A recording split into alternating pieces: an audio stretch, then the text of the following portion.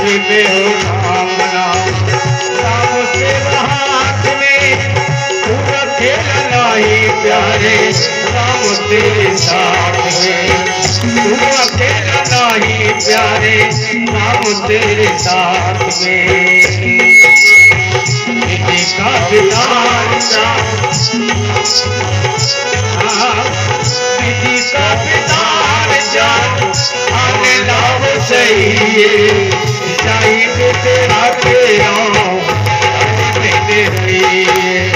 सीताराम सीताराम सीताराम कहिए, सीताराम सीताराम सीताराम कहिए। जय मिथिला तेरा, जय मिथिला तेरा, जय मिथिला सीताराम सीताराम सीताराम कहिए, सीताराम सीताराम सीताराम कहिए। जय मिथिला तेरा, जय मिथिला जय मिथिला तेरा, जय मिथिला सीताराम सीताराम सीताराम कहिए।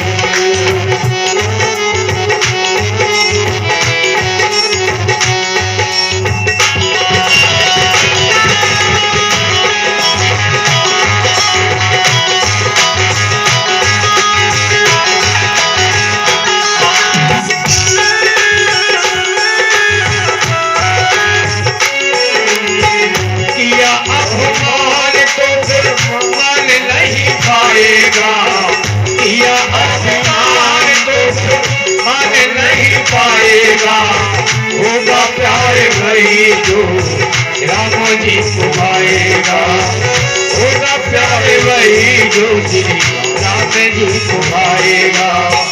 भले आ सकता किशोर काम करते रहिए, भले आ सकता किशोर काम करते रहिए। सीताराम सीताराम सीताराम कहिए।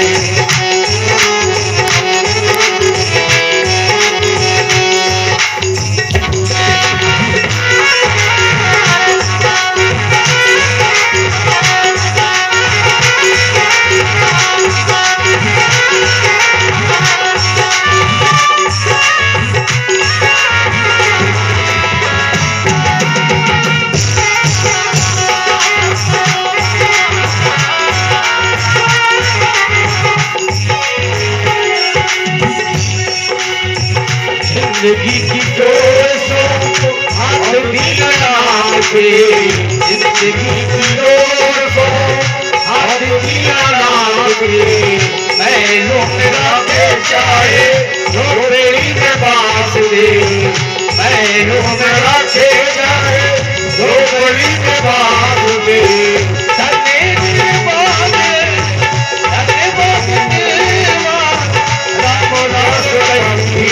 सीताराम सीताराम सीताराम कहिए।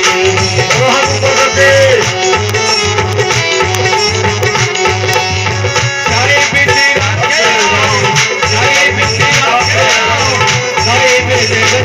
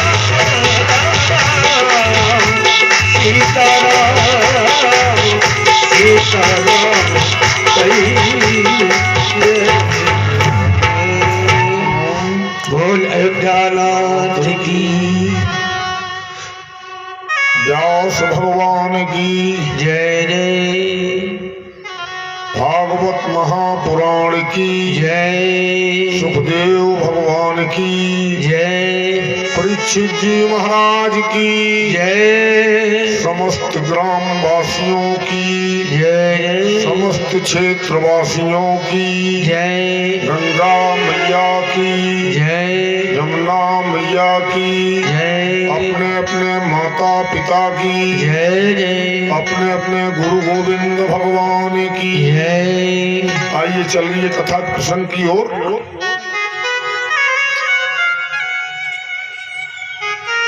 समस्त ग्राम वासियों को सूचित करना चाहूंगा कि अपने दैनिक कार्यों से निवृत्त होके आप अति शीघ्र कथा पंडाल में आए। अब तक जिन लोगों ने कथा नहीं सुनी है, यदि आज की कथा सुन लेंगे महाराष्ट्र की, तो महाराष्ट्र की जो कथा है वो 5 अध्याय भगवान के 5 प्राण कहे जाते हैं।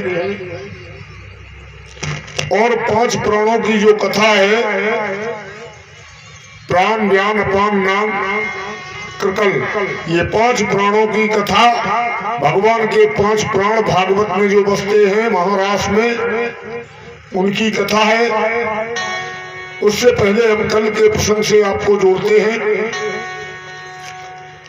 जब तक महाराष्ट्र का प्रसंग शुरू हो तब तक आप लोग कथा पंडाल में आ जाएं। जिन लोगों ने नहीं सुन पाई है किसी कारणवश, यदि आज की कथा वो श्रवण करेंगे तो उन्हें पूरी कथा का फल प्राप्त होगा।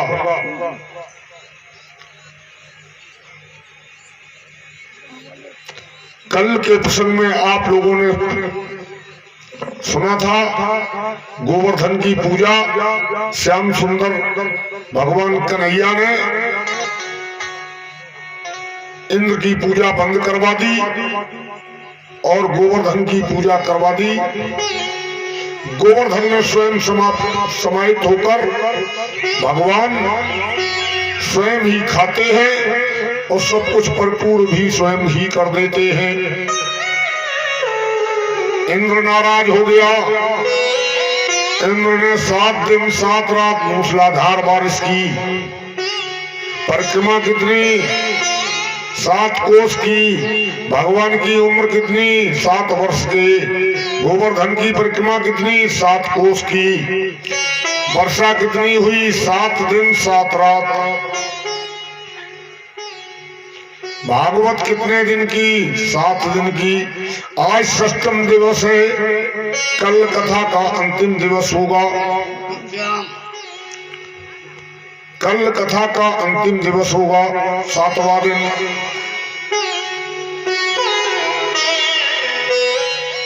पृथ्वी पर दीप कितने? 7 दीप है ना। पृथ्वी पर समुद्र कितने? 7।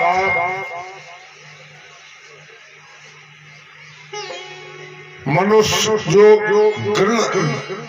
ग्रंथि बंधन में बंधकर दाम्पत्य जीवन में जब जाता है तो मंडप के नीचे कितनी डाली जाती है? 7। समझ में आ रही बात? हाँ, ये जीवन भर का साथ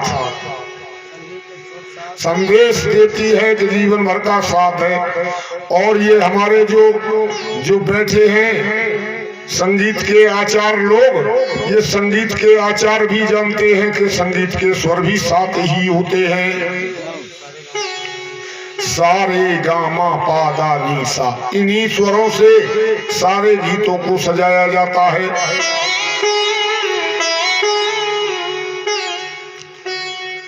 भगवान 7 वर्ष के हैं।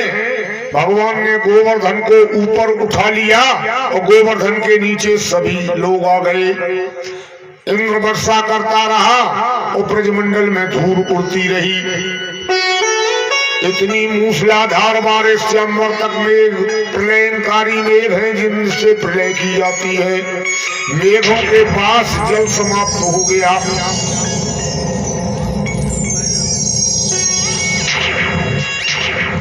मेघों के पास जल नहीं बचा। मेघ हार गए।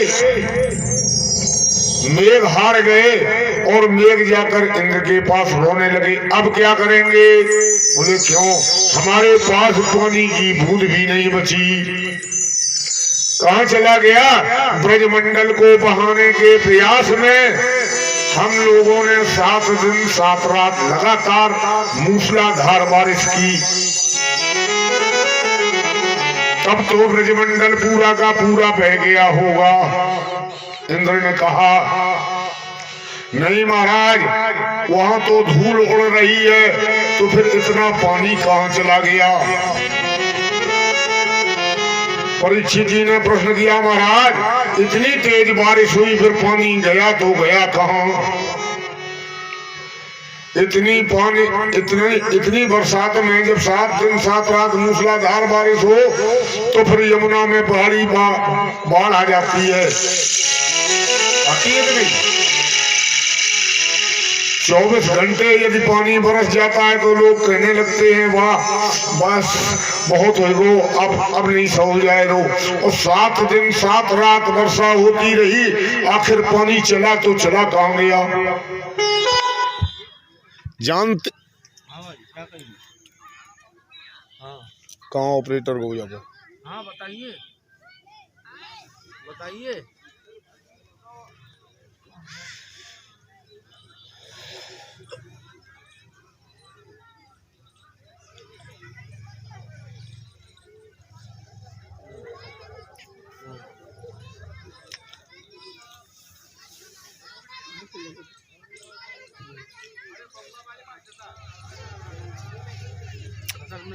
असल में बैठे हुए हैं। हम जब बैठो आगे लाइट पहले जाती, रोजाना को नियम है जी। 10 मिनट तो जो विधान करता ही है लाइट। चली जाती फिर आ जाती।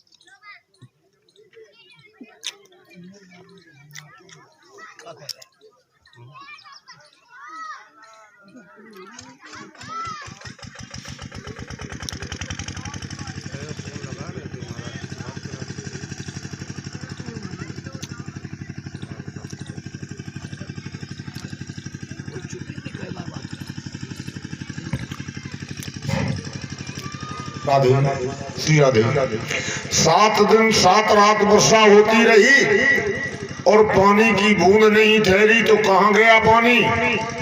परीक्षित जी ने प्रश्न किया, महाराज पानी कहाँ गया? ये सुखदेव भगवान से पूछा। आप भी जानना चाहते हैं पानी कहाँ चला गया? जानना चाहते हैं? ध्यान से सुनना।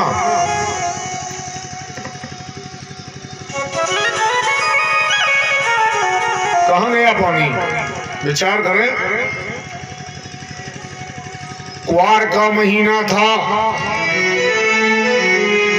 क्वार के महीने में नवरात्रि आती है।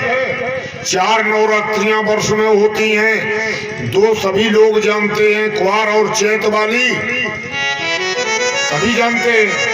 और 2 और भी नवरात्रियां होती हैं। एक इस समय चल रही है माह की नवरात्रि, समझ ले। एक इस समय चल रही है, ये माघ नवरात्रि में कार्यक्रम है, गुप्त नवरात्रि जिसको कहते हैं। और एक आषाढ़ के महीने में भी नवरात्रि होती है। आषाढ़ शुक्ल पक्ष प्रतिपदा से जो नवरात्रि होती है उसको भी गुप्त नवरात्रि के नाम से जाना जाता है। क्वार के महीने की नवरात्रि माता पार्वती ने 9 दिन का व्रत रखा। माताएं रखती है ना, नवरात्रि का व्रत। जानते हो ये नवरात्रियां कौन कौन सी हैं? 9 देवियां कौन कौन सी हैं? 9 देवियों को जानते हो? प्रथमम शैलपुत्री चा, द्वितीयम ब्रह्मचारिणी, तृतीयम चंद्रघंटेत कूसमांडे, चतुर्थकम पंचमम स्कंदमाते, षष्ठम कात्यायनी च, सप्तम कालरात्रि च, महागौरी च, अष्टकम नवम सिद्धदात्री च, 9 दुर्गा प्रकीर्तिता। ये 9 देवियां हैं। तो माता पार्वती ने 9 दिन का व्रत रखा। और 9वीं के दिन जब व्रत पूर्ण होता है तो माता क्या करती हैं? भोजन बनाती हैं और भोजन बनाने के बाद कन्या जमाती हैं और ब्राह्मणों को निमंत्रण करती हैं, ब्राह्मणों को खिलाती हैं। माता पार्वती ने कहा भोले बाबा से कि मैंने 9 दिन का व्रत पूरा किया है, आज पारायण है, किसी ब्राह्मण का निमंत्रण कर दो। भोले बाबा के सबसे बड़े प्रेमी हैं, जिनके पास सत्संग करने के लिए जाते रहते हैं भोले बाबा। भोले बाबा ने निमंत्रण कर दिया, किसका? महात्मा अगस्त का। अगस्त महात्मा का निमंत्रण कर दिया और अगस्त महात्मा निमंत्रण में आए भोजन करने के लिए। तो माता अन्नपूर्णा, पार्वती अन्नपूर्णा कहाँ गई? कहीं गई है। माता अन्नपूर्णा, अन्नपूर्णा सदापूर्णा, शंकर प्राण वल्लभे, ऐसी माता ने प्रसाद को बनाया था। रिद्धि सिद्धि गणेश की पत्नियां ये मदद कर रही थी।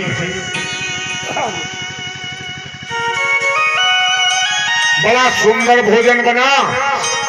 बाबा जी बैठ गए पालथी मार के, चरण धोए। माता पार्वती ने बिठाला, आसन डाल दिया, भोजन कराया। अब अगस्त बाबा जी लोग खाने में जुटे तो 27 दिन पूरी, हलवा, छेना, रसगुल्ला, रसमलाई, नान खटाई, रबड़ी, लच्छेदार खाते रहे। बड़ी सुंदर सुंदर पकवान बने थे। तो 27 दिन तक खूब भोजन किया। कितने दिन? 27 दिन भोजन करते रहे। अन्नपूर्णा के प्रभाव से कोई बात की कमी नहीं पड़ी।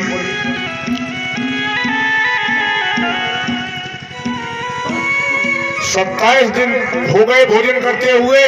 अब कहा कि पिलाओ, जल पिलाओ। कैलाश में जितना जल था वो सब माता पार्वती ने अगस्त बाबा को पिला दिया। अब अगस्त बाबा को जल से तृप्त नहीं हुई तो अगस्त बाबा ने कहा थोड़ा और मंगाओ। तो भोले बाबा ने जटाओं से गंगा की धार खोल दी, गंगा की धार भी पी गए। अगस्त बाबा ने कहा थोड़ा और। अब यमुना पे जल लेने के लिए जाने लगे। भोले बाबा मैया पार्वती ढोए ढोए जलाए, घड़ा ऊपर धरे, चांद पे चले आए रहे। रास्ते में गैया चराते हुए भगवान कृष्ण मिल गए। कहे भोले बाबा ये घड़ा लेके कहाँ जा रहे भाई? बोले क्या बताएं, तुम्हारी मैया ने अगस्त बाबा का निमंत्रण कर दिया। पहले तो 27 दिन पूरी खाते रहे, भोजन करते रहे। आज 10 दिन हो गए हैं, हमें जल धो रहे हैं, गंगा पूरी पी गए, पूरी गंगा पी गए, कैलाश का पूरा पानी पी गए। ब्रह्मपुत्र भी कैलाश से निकली है, ब्रह्मपुत्र का भी पानी पी लिया है, मानसरोवर का भी पानी पी लिया है। अगस्त बाबा को जल से तृप्ति नहीं हो रही, जल लेकर जा रहे हैं, यमुना का जल लेके जा रहे हैं। अरे बाबा ये परेशानी मैं दूर करने वाला हूँ, मैं ही इस परेशानी को दूर कर सकता हूँ। भोले बाबा ने कहा ये परेशानी दूर कर दो, जल की तृप्ति अगस्त बाबा को हो जाए। कैसे होगी? बोले मैं, हमारे ब्रजमंडल में इंद्र की पूजा होती है। कब होती है? दीपावली के बाद प्रतिपदा वाले दिन। सो मैं इंद्र की पूजा, इंद्र की पूजा बंद करवा के गोवर्धन की पूजा करवाऊंगा। इंद्र रुष्ट होके जल बरसाएगा। जब रुष्ट होके जल बरसाएगा तो अगस्त बाबा से कह देना कि मैं चक्र लगाकर तुम्हारी कैलाश पर उंगली कर दूंगा। जहां धार गिरे वहां अगस्त बाबा की उंगली लगवा देना। भगवान कन्हैया ने ऐसा ही किया। गोवर्धन के नीचे सभी लोग, गोवर्धन के ऊपर चक्र, और चक्र जहां उंगली लगाई जाती है उस स्थान से पूरा जल होता हुआ कैलाश की ओर मोड़ दिया। और कैलाश में बाबा बैठे हैं, उंगली बांध के बैठे। जितना जल बरसा था सबका सब पी गए। क्यों भाई अगस्त जी इतना जल पीते हैं? हाँ, दो ही भक्त ऐसे हैं जो इतना जल पी सकते हैं। कौन कौन? कहाँ कुंभज कहाँ सिंधु अपारा, सो से हूँ जस विदित संसारा।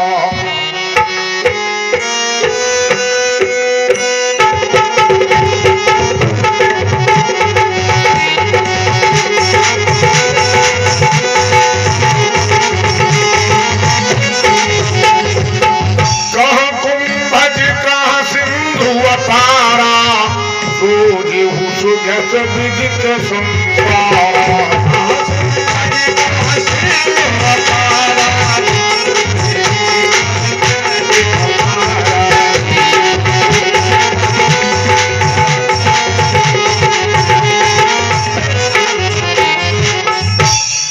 ये कुंभज अगस्त ही तो है। कुंभ माने घड़ा, जब माने जन्म लेने वाले, जिन्होंने घड़े से जन्म लिया है उनका नाम है कुंभज। और कुंभज अगस्त जी को ही कहते हैं। अगस्त जी ने एक बार उंगली में भर के समुद्र को पी लिया था। 7 दिन 7 रात वर्षा होती रही और पूरा का पूरा जल किसने पी लिया? अगस्त बाबा ने पी लिया। ब्रजमंडल में धूल उड़ती रही। विद्वानों के और भी मत हैं कि भगवान कन्हैया ने चक्र को गर्भ कर दिया और चक्र ने पूरा जल सोख लिया। भगवान ने गोवर्धन की पूजा क्यों करवाई? गोवर्धन की पूजा क्यों करवाई? क्योंकि हनुमान जी भगवान के हैं भक्त, हैं कि नहीं? हाँ, दूसरा भक्त जानते हो कौन सा है जो जल पी सकता है इतना ही? कौन पी सकता है मालूम है? अनंत बलवंत श्री हनुमान जी महाराज जल पीने वाले हैं। उतना ही जल वो भी पी सकते हैं। तो जिस समय हनुमान जी जा रहे थे लंका में, तो हनुमान जी ने लंका में जाते समय मालूम क्या कहा था? हनुमान जी ने लंका में जाते हुए क्या किया था? सिंहनाद कर बारह बारा, लीलहु नागहु जल निधारा। सिंहनाद कर बारह बारा, लीलहु नागहु जल निधारा।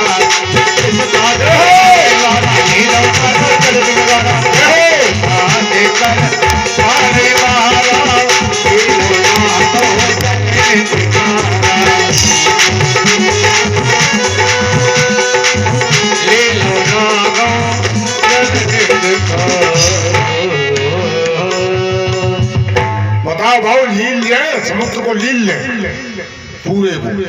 ये हनुमान जी की सामर्थ्य है और वही सामर्थ्य अगस्त बाबा के अंदर है। अगस्त बाबा ने पूरा का पूरा जल पी लिया। एक प्रमाण में लिखा गया, जिस समय अगस्त का उदय हो जाता है, अगस्त का जिस समय उदय हो जाता है तो धरती पे ताल तालाब गड्ढों का पानी सूख जाता है। क्या लिखा है? अरे यार, जिच्चे में ना बनाए दो भागवत को, ना मन हो तो कोई बात नहीं। चलन दो जब ऐसे जाए रही तो रात के लिए बचाना डीजल पेट्रोल नहीं, रासलीला ही कराने हैं तो फिर हम तो कहो हाँ राधे राधे बोले, हमें कोई दिक्कत नहीं। हम तो अबे हाल रुक्मिणी मंगल हो और सुदामा चरित। हाँ, इकट्ठो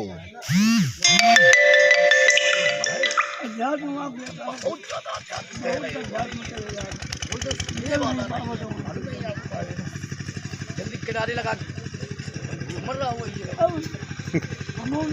कहाँ लोग घूमे यार। जय राधे राधे।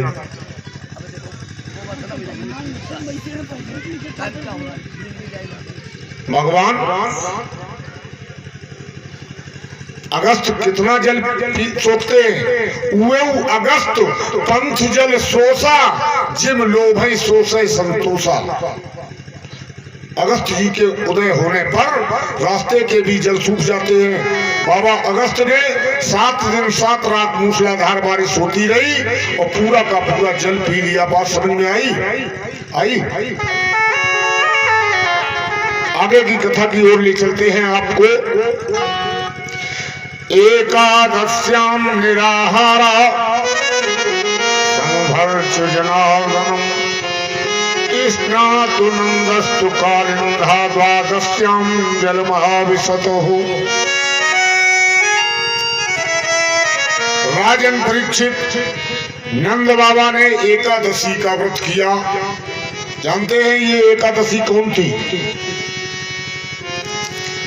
एकादशी कौन थी? एकादशी का व्रत धरती पर कब से प्रारंभ हुआ मालूम है? हम बताएं। एक राजा हुए सूर्यवंश में अम्बरीश। अम्बरीश राजा अयोध्या के थे। अयोध्या में देवलोक से अप्सराएं नृत्य करने के लिए प्रतिदिन आती थी। एक दिन अप्सराएं आई और अप्सराएं नृत्य करती नहीं और नृत्य करने के बाद उनकी उड़ने की सामर्थ्य समाप्त हो गई। क्यों समाप्त हो गई? कि एक वृक्ष के नीचे, एक वृक्ष से उनके वस्त्र छू गए थे। देवलोक की अप्सराओं के वस्त्र एक वृक्ष से छूने के कारण उनकी उड़ने की शक्ति समाप्त हो गई। राजा अम्बरीश के सैनिक उन देव अप्सराओं को पकड़कर लाए और दरबार में प्रस्तुत किया। क्यों भाई, विदेशी लोग कोई आ जाएंगे तो पकड़ के लाए जाएंगे।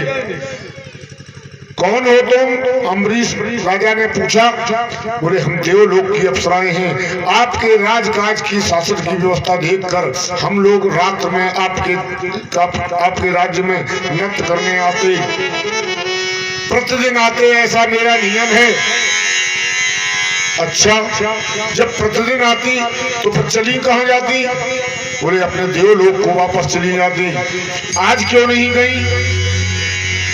आज क्यों नहीं गई?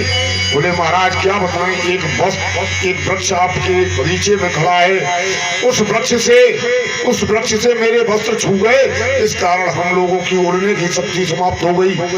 तो फिर ये शक्ति कैसे वापस आएगी? बोले कोई एकादशी का व्रत करने वाला हो और वो मेरे ऊपर जल डाल देगा तो मेरी उड़ने की शक्ति पुनः वापस आ जाएगी। राजा ने पूछा ये एकादशी का व्रत क्या है? 5 ज्ञानेंद्रियां, 5 कर्मेंद्रियां, 11वां मन, यही है एकादशी। इनको एकाग्रचित करके जो व्रत करता है उसका नाम है एकादशी। वर्ष में जो 24 एकादशी होती है, एक वर्ष में 24 एकादशी होती है। जो 24 एकादशी अघन शुक्ल पक्ष की प्रतिपदा से शुरू करके और वर्ष भर रहता है और 24 ब्राह्मणों को निमंत्रण करके उनको उसका उद्यापन करता है, तो एक एकादशी का व्रत संपूर्ण माना जाता है। और जिस वंश में कोई भी एकादशी का व्रत करता है उन्हें फायदा क्या है? उनके घर में धन धान की कभी कमी नहीं रहती, उनके घर में कभी अकाल मृत्यु नहीं होती और उनका विरोधी चाहे जितना भी सबल हो उस वंश का कुछ बिगाड़ नहीं सकता। बात समझ में आई? ये एकादशी कौन थी?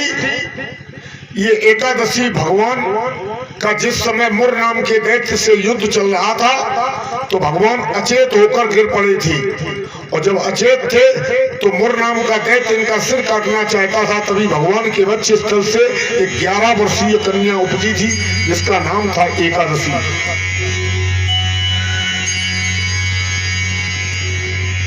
अब अम्बरीश ने पता लगवाया मेरे राज्य में कोई एकादशी का व्रत जानता है?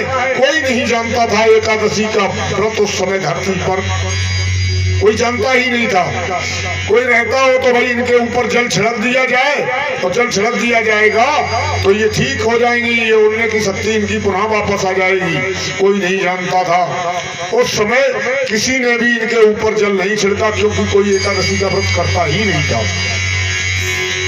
धीरे धीरे ये खबर एक महत रानी को लग गई। महत रानी ने कहा हम महाराज जी ये तो नहीं जानते हैं कि एकादशी का व्रत क्या होता है, कब होता है, लेकिन हमें ये मालूम है कि हमारी सास बहू की बहुत लड़ाई भई। आज 3 दिन हो गए हमने भोजन नहीं किया है। राजा ने आचार्यों को बुलाया, ब्राह्मणों को बुलाया, पंचांग खुलवाया तो देखा कि जो बीच वाला दिन था वो एकादशी का व्रत था। एक दिन पहले से कुछ नहीं खाया, एक दिन बाद तक कुछ नहीं खाया, तो बीच वाला दिन एकादशी का निकला। बीच वाला एकादशी का दिन निकला। अच्छा चलो तुम्हें छिड़क के देख लो, शायद ठीक हो जाए इनके। तो उस मैत रानी ने जल जैसे ही छिड़का, उन अप्सराओं की उड़ने की शक्ति वापस आ गई। वो अप्सराएं तो महाराज को प्रणाम करके देवलोक को चली गई। तब से एकादशी का व्रत धरती पर प्रारंभ हो गया। राजा अम्बरीश स्वयं एकादशी का व्रत करने लगा। और राजा अम्बरीश एक बार व्रत कर रहा था, एक बार राजा अम्बरीश व्रत कर रहा था, और व्रत करने के बाद द्वादशी जैसे ही लगने वाली थी, उस समय दुर्वासा जी आ गए। बोले महाराज आज आपका निमंत्रण है, आज आपका निमंत्रण है, आप भोजन करें, क्योंकि हमारा एकादशी का व्रत था और हम उसका पारायण करने वाले हैं। दुर्वासा जी ने कहा अभी स्नान नहीं किया है, स्नान बना आए उसके बाद में। दुर्वासा जी यमुना के जल में स्नान करने के लिए चले जाते हैं। विद्वानों ने कहा पारायण का मुहूर्त निकला जा रहा है, फिर अशुभ मुहूर्त शुरू हो जाएगा। राजन तुम जल पीकर व्रत का पारायण कर दो, भोजन बाद में कर लेना, भोजन बाद में कर लेना, जल पीकर व्रत का पारायण कर दो। राजा अम्बरीश ने विद्वानों के कहने से ऐसा ही किया। जब राजा ने ऐसा किया, उसी समय जैसे ही जल पी रहा था, उसी समय दुर्वासा आ गए। दुर्वासा ने कहा अरे राजन तुम तो बड़े दुष्ट हो, हमें निमंत्रण करके पहले खाने पीने लगे। दुर्वासा ने एक जटा उखाड़ी, एक राक्षसी पैदा कर दी जो अम्बरीश को मारने के लिए दौड़ी। एकादशी के व्रत के प्रभाव बता रहे, एकादशी के व्रत का क्या प्रभाव होता है। भगवान ने देखा कि मेरे भक्त को सताया जा रहा है और दुर्वासा जी अनावश्यक सता रहे हैं, तो भगवान का चक्र आ गया, उस राक्षसी को मार दिया और चक्र दुर्वासा के पीछे लग गया। अब दुर्वासा भागते घूम रहे हैं। कहाँ गए दुर्वासा जी? ब्रह्मधाम से पुर सब लोका, व्याकुल भय शोका।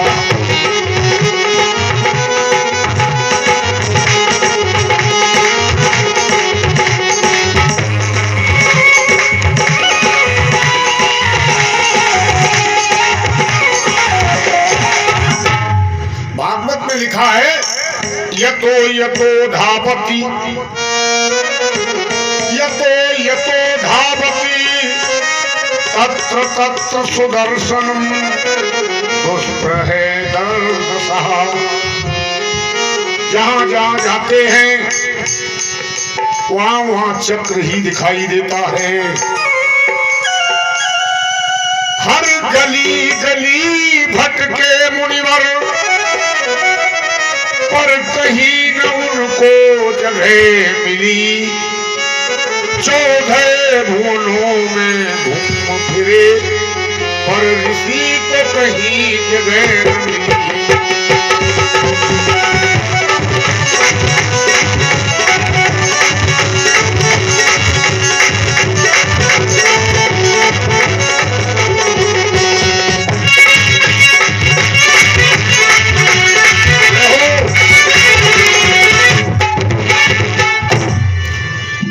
दुर्वासा भागते हुए क्षीर सागर में पहुंचे। भगवान विष्णु के चरण पकड़ लिए। भगवान विष्णु ने कहा अहम भक्त पराधीनो हावस्वंत्र इब्दुजः।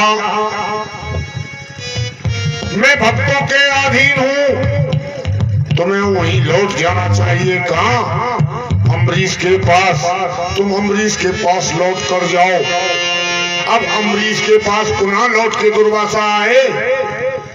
जब दुर्वासा जी लौट कर पुनः अयोध्या में अम्बरीश के पास आए, तब वही द्वादशी पुनः लौट कर आ गई। 1 वर्ष तक घूमते रहे।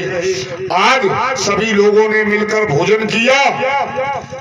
सभी लोगों ने मिलकर भोजन किया और उसके बाद में महात्मा दुर्वासा ने क्षमा मांगी कि मुझे क्षमा कर दो अम्बरीश।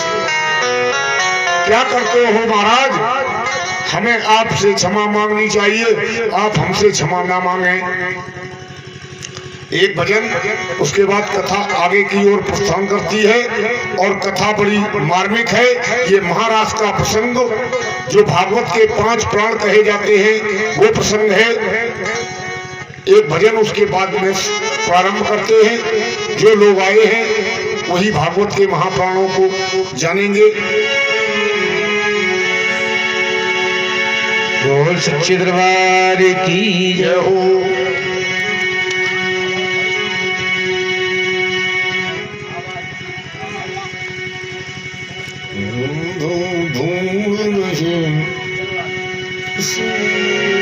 बोल ध्यानाथ की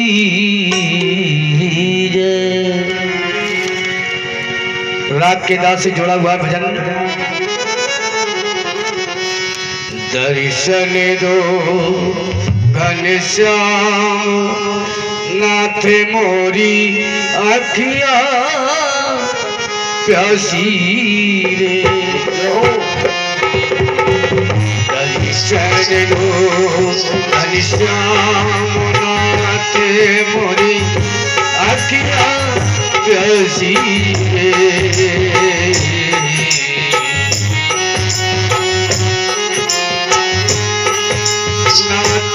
मोरे अखिया प्यासी रे। मन मंदिर की जोत जगा दो, मन मंदिर की जोत जगा दो, घट घट वासी रे। दर्शन दो घनश्याम नाथ मोरे अखिया प्यासी रे।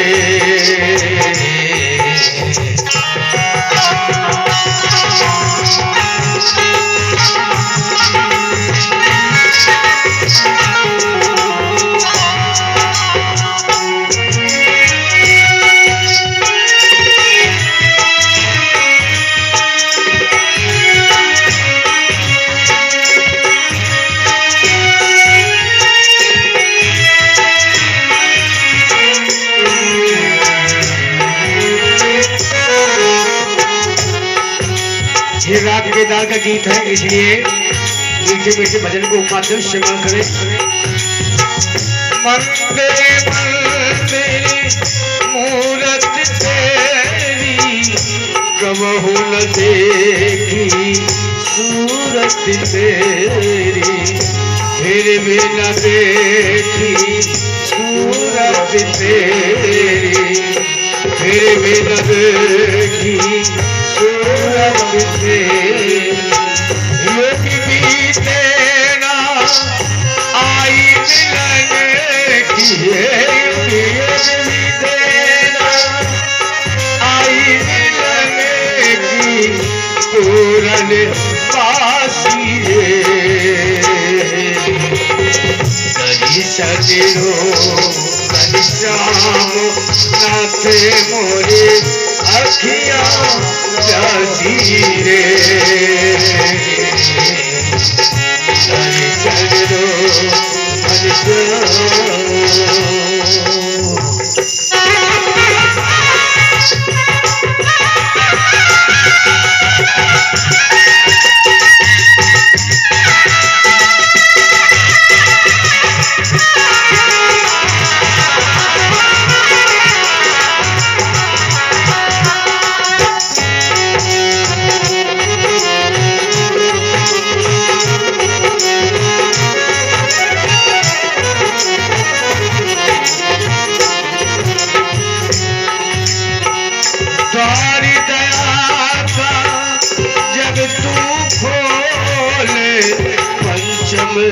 सुर में गूंगा बोले, पंचमेश्वर में गूंगा बोल, सारे दया का जब पंचेश्वर में गूंगा बोले, पंचेश्वर में गूंगा बोले।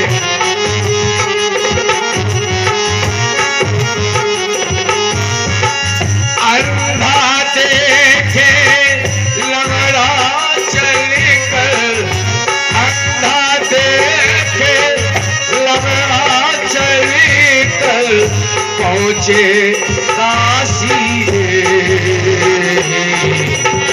दर्शन दो घनश्याम गाते मोरे अखियाँ प्यासी रे।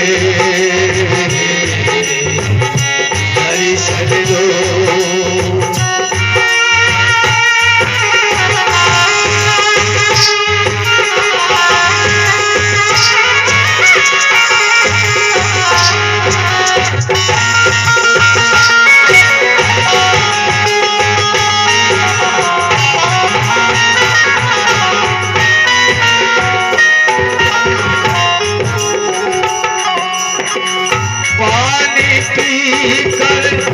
प्यास बुझाओ, नैनन को कैसे समझाऊं, नैनन को कैसे समझाऊं।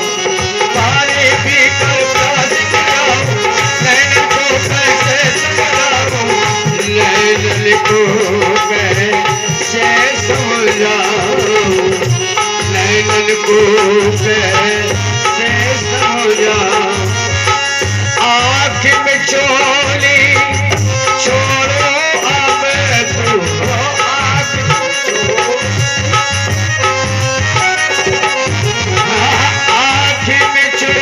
आँख में चोली, आँख में चोली, आँख में चोली छोड़ो अब तो मन के पासी रे। दर्शन कहीं जाओ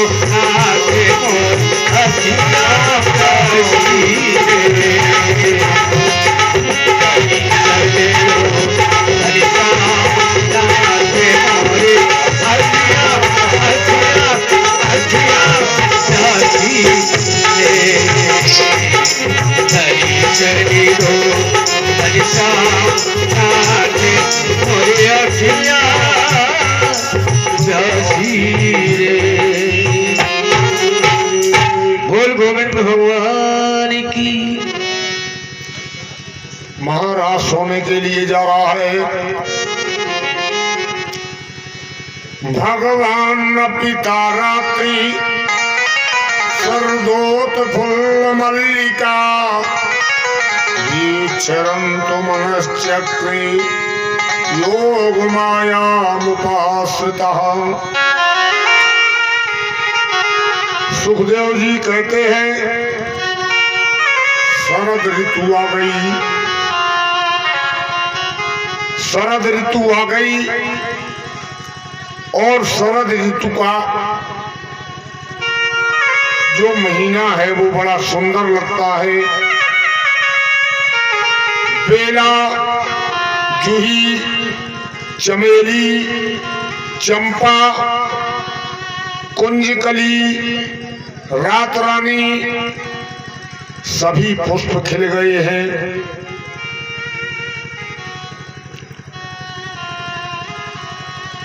महाराज सोने के लिए जा रहा है और महाराज का जो प्रसंग है वो भागवत के प्राण कहे जाते हैं। आप लोग देख ही रहे, क्या कहा सुबह, क्या कहा महाराज दिन में रास हो जाए तो आप लोग कहेंगे हम तो वैसा करने को तैयार हैं, आप जैसा बताएं वैसा। सभी लोग जहां तक मेरी आवाज जा रही है वहां तक के लोग शाम को इकट्ठे हो और मुझसे कहें कि महाराज देखेंगे तो हमें कोई दिक्कत नहीं है, हम 8 बजे से कथा प्रारंभ कर देंगे, 12 बजे विराम कर देंगे, 12 बजे से आप लोग महाराज करवाएं। भगवान के प्राण कहे जाते हैं महाराज, भगवान के प्राण बसते हैं महाराज में। तो भगवान के जहाँ प्राण बसते हैं वहाँ किसके प्राण नहीं बसेंगे? प्राण प्राण के जीवन जी के। अब ये महाराज का प्रसंग है और महाराज वालों से पूछो कि महाराज के पात्रों का क्या परिचय जानते हो? ये महाराज के जो पात्र हैं वो कौन है? महाराज में क्या होता है? नाच गाना। आपको लगता होगा कि नाच गाने का महत्व है महाराष्ट्र में। ना, महाराष्ट्र है क्या आप यही नहीं जानते कि महाराष्ट्र है क्या, किसे कहते हैं। चलो कथा के माध्यम से, कथा में महाराष्ट्र का प्रसंग आ गया है तो कथा के माध्यम से मैं आप लोगों को महाराष्ट्र के बारे में श्रवण करवाता हूँ। महाराष्ट्र है क्या? रसो वैसा, ये भागवत में लिखा है, रसो वैसा। जो रसों से युक्त है वही है महाराष्ट्र। जो रसों से युक्त है वही है महाराष्ट्र। अब देखिए कितने सुंदर पुष्प खिले हुए हैं। और महाराष्ट्र का समय क्या है? महाराष्ट्र का समय है रात्रि। क्या लिखा है? भगवान अपि तारात्रि। ता दिन तो नहीं लिखा है, जो भागवत में लिखा है मैं वही पढ़ रहा हूं। भगवान अपि तारात्रि। उस रात में, कौन सी? महाराष्ट्र की रात में। महाराष्ट्र अच्छा किस दिन हुआ था ये बताओगे? महाराष्ट्र हो रहा है, किसी ने बताया तुम्हें कि महाराष्ट्र किस दिन हुआ था? शरद पूर्णिमा। शरद पूर्णिमा जानते हो कौन सी? आपके यहाँ क्या बोलते हैं? वो बच्चे मांगते हैं द्वारे द्वारे पे नवरात्रि के बाद। क्या मांगते हैं? बेटियां भी मांगती हैं। फिर उसके बाद विवाह होता है। जिस दिन विवाह होता है वही शरद पूर्णिमा की रात है। समझ गए? तारात्रि। उस रात्रि में दिन जैसा प्रकाश होता है। होता है कि नहीं? होता है कि नहीं? उसमें दिन जैसा प्रकाश होता है उस रात्रि में।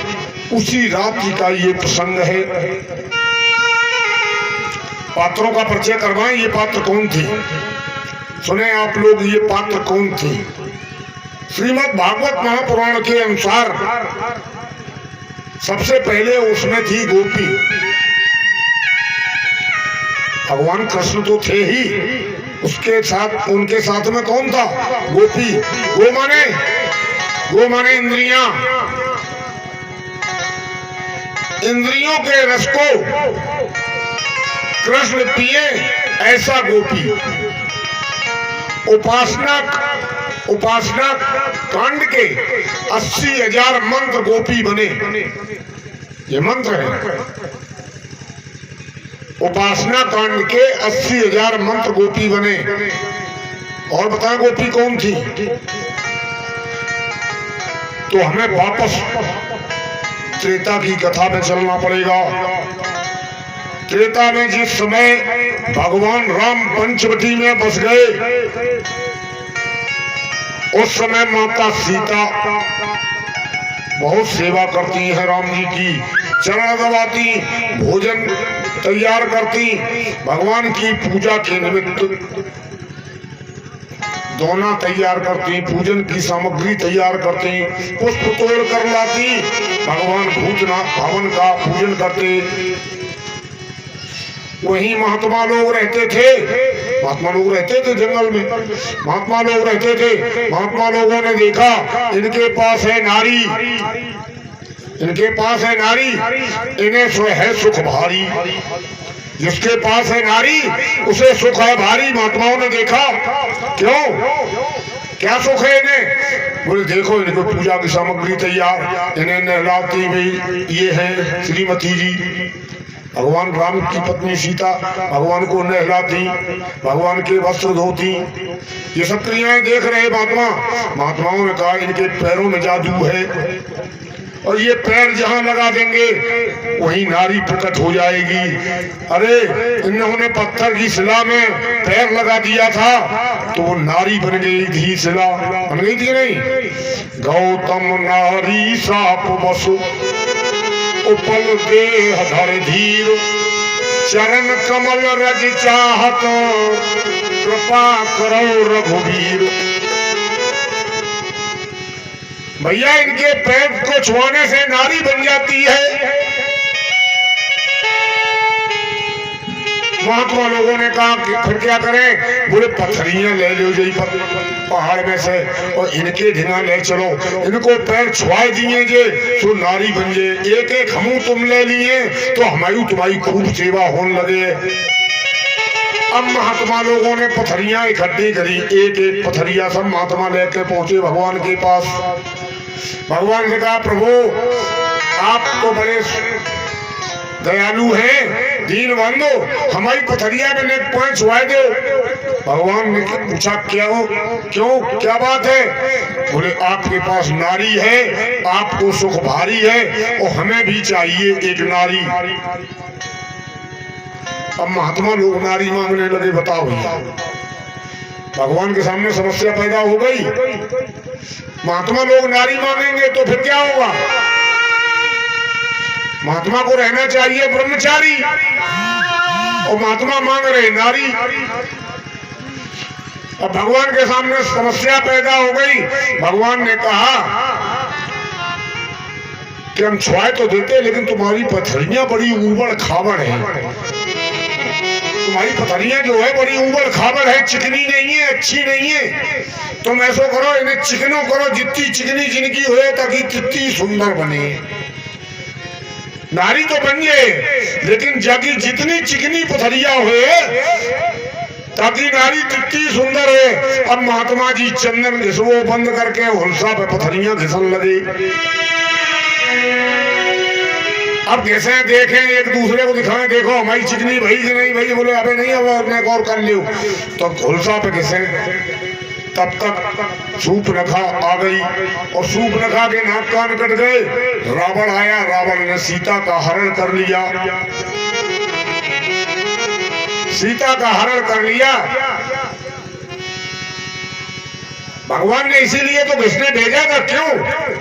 क्योंकि बीमार व्यक्ति अगर डॉक्टर के पास जाए तो डॉक्टर ने कहा भैया दही खाना मना है, उद्दगीदार मना है। डॉक्टर ने कहा कि उद्दगीदार मना है और ना बीमार कहे ना हम तो उद्दगीदार खाए, हमें उद्दगीदार बहुत अच्छी लगा। तो भगवान ने क्या किया? को पथ मांग रोज व्याकुल रोगी, वेद न देहि सुनो।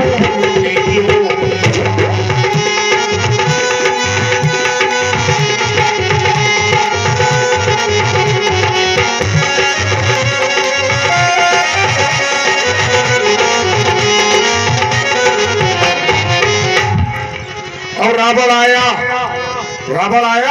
और रावण ने सोने का हिरण मारीच को बना के भेजा, मारीच को सोने का हिरण बना के भेजा। सीता का हरण हो गया और सीता का हरण हो गया। राम जी लौटकर जब कुटिया में आए तो राम जी ने देखा कि सीता का कहीं अता पता नहीं है और सीता के बिना भगवान व्याकुल होकर इधर उधर ढूंढने लगे। क्या पूछ रहे हैं भगवान? क्या पूछ रहे हैं? हे खग हे मृग मधुकर सेनी, तुम देखी सीता मृग ने।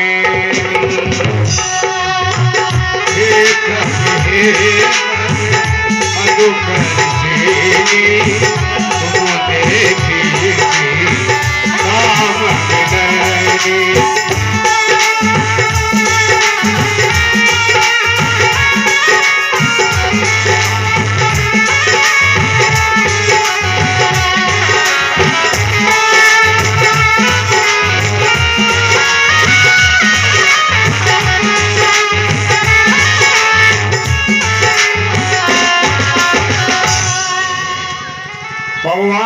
पक्षियों से पूछ रहे, हिरणों से पूछ रहे,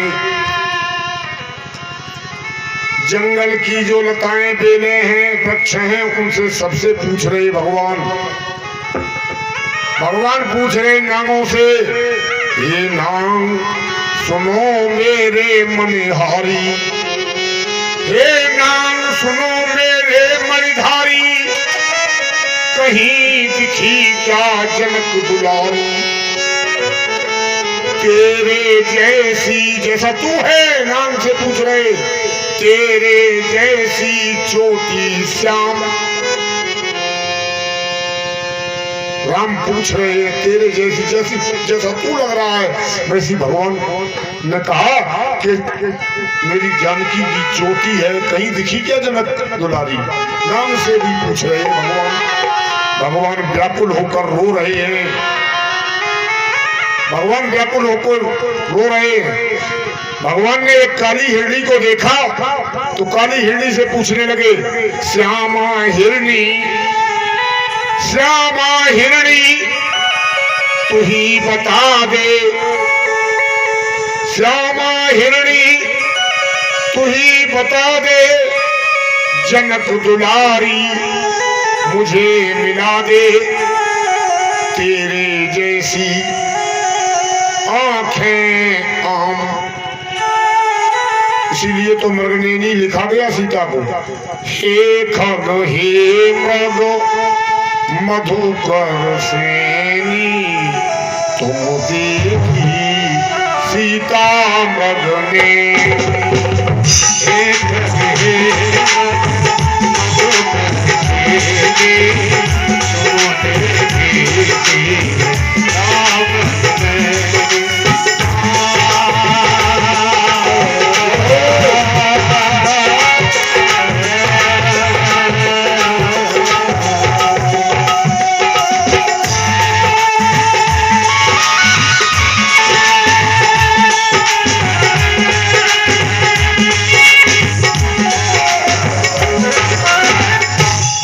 उसी समय कामदेव आ गया भगवान के पास।